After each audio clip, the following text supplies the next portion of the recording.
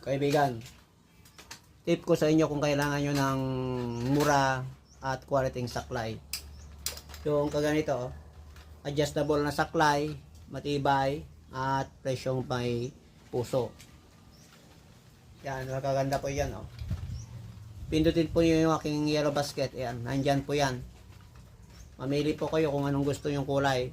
Kulay gray o yellow. Napakahusay po to. Ayan. Napakagandang saklay. Yung mga naghahanap po ng saklay dyan na mura, quality at siyempre matibay. Ayan. Napakamura lang po dito sa TikTok. Kung gusto nyo ito, check out na po nyo. Kasi siguradong maasahan po yan para sa mga napilayan, PWD at may kapansanan na mga lolo't lola natin na kayang magsaklay, mga kapatid nating nahihirapan sa paglakad. Pwede po to. Napakatibay po ang saklay nito. Check out na po kasi murang-mura lang po sa saklay dito sa TikTok.